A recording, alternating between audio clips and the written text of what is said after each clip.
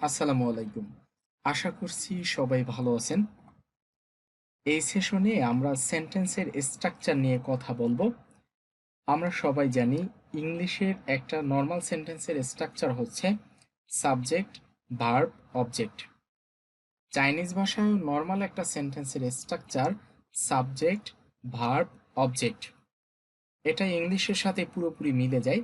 যেমন এখানে দেওয়া আছে ও, আই নি, ও, আমি। এখানে সাবজেক্ট হিসেবে কাজ করবে আই, ভালোবাসা। এখানে ভার্ব হিসাবে কাজ করবে নি, মানে তুমি। এখানে অবজেক্ট হিসাবে কাজ করবে ও, আই নি, আমি তোমাকে ভালোবাসি।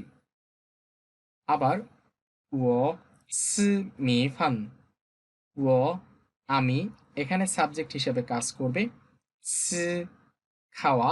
এখানে ভার্ব হিসাবে কাজ করবে মি ফান, মানে ভাত। এখানে অবজেক্ট হিসাবে কাজ করবে ও সি মি ফান, আমি ভাত খাই।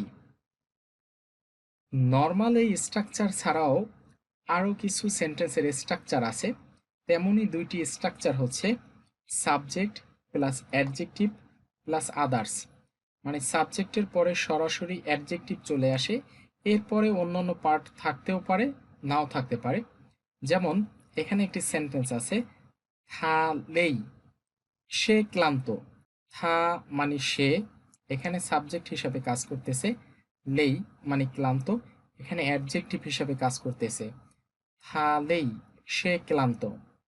থা ফিয়াওলিয়াং, থা মানে হচ্ছে সে, ফিয়াওলিয়াং মানে সুন্দর। থা এখানে সাবজেক্ট হিসাবে, ফিয়াওলিয়াং এখানে অ্যাডজেক্টিভ হিসাবে আসছে। থা ফিয়াওলিয়াং, সে সুন্দর। আবার নি হাওমা, নি মানে আপনি, এখানে সাবজেক্ট হিসেবে কাজ করতেছে। হাও মানে ভালো, অ্যাডজেক্টিভ হিসেবে কাজ করতেছে মা। এটা দ্বারা তো কোয়েশ্চেন বোঝায়, আদার্স পার্টের ভিতরে পড়ে। তাহলে নি হাও মা, আপনি ভালো কি, বা আপনি কেমন আছেন। পরবর্তী যে স্ট্রাকচারটা আছে সেটা হচ্ছে subject plus noun plus others. যেমন নি, আপনার, এখানে সাবজেক্ট নি। সিং, সিং হচ্ছে পদবি মানে বংশনাম। যেমন আমাদের ভিতরে আছে না চৌধুরী, শিকদার, সর্দার। এই সিং হচ্ছে সেই পদবি বা সেই বংশনাম, এটা এখানে নাউন হিসাবে কাজ করে। এরপর হচ্ছে সেম্য, সেম্য হচ্ছে আদার্স পার্টের, এটার অর্থ হচ্ছে কি। নি সিং সেম্য, আপনার পদবি কি। নি চিয়াও সেম্য, আপনাকে ডাকা হয় কি। এই তিনটি স্ট্রাকচার মনে রাখলেই হবে। মূল সেন্টেন্সের স্ট্রাকচার হচ্ছে ইংলিশের মতো subject plus verb plus object. আর বাকি দুটি স্ট্রাকচার হচ্ছে সাবজেক্টের পরে অ্যাডজেক্টিভ আসে এবং সাবজেক্টের পরে নাউন আসে। এভাবেও সেন্টেন্স হতে পারে, কিন্তু মূল স্ট্রাকচার হচ্ছে subject plus verb plus object. আপনি এটা মনে রাখলেই হবে, আর এটা তো ইংলিশের সাথে মিলে যায়, আমরা সবাই এমনিতেই জানি। অ্যাকচুয়ালি চাইনিজ ভাষায় গ্রামার খুবই কম, নেই বললেই চলে। সুতরাং এগুলো নিয়ে চিন্তিত হওয়ার কোনো দরকার নেই।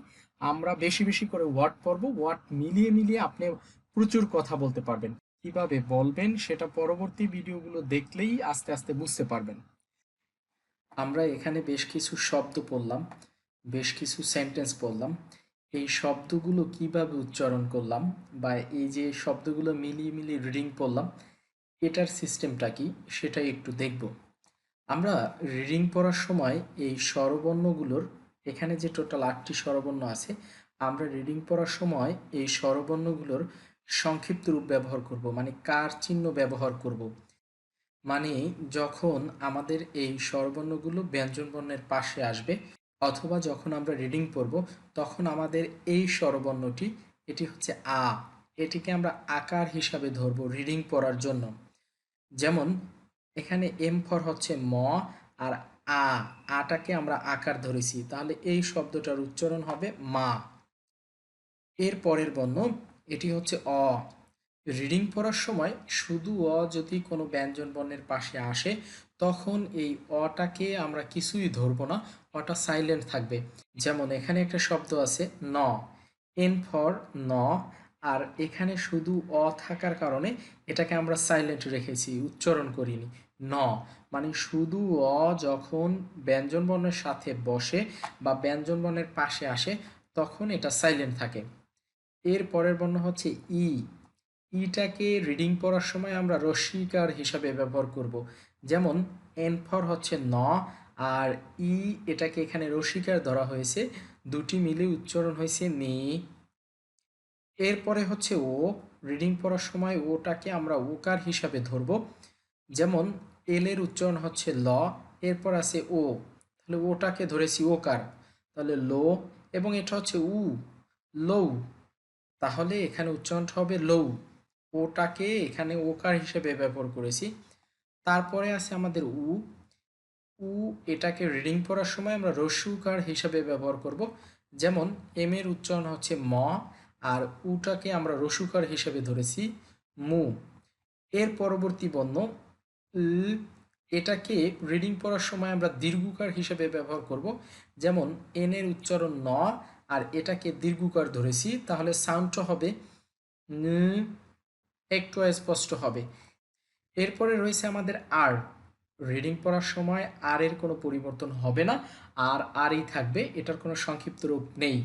একইভাবে এনজি হচ্ছে অং, এটাও রিডিং পড়ার সময় অপরিবর্তিত থাকবে, অং অংই হবে। আমরা খেয়াল রাখব এই 6টি বর্ণের সংক্ষিপ্ত রূপ হবে বা কার চিহ্ন হবে রিডিং পড়ার সময়। আর আমরা এই কার চিহ্নগুলো ধরলে সহজে রিডিং পড়তে পারবো, মিলিয়ে মিলিয়ে পড়তে পারবো। আমি আবারও বলি, আ এটাকে আমরা আকার হিসাবে ধরবো রিডিং পড়ার সময়। অ এটাকে কিছুই ধরবো না, শুধু অ সাইলেন্ট থাকবে। ই এটাকে রস্বীকার হিসাবে ধরবো।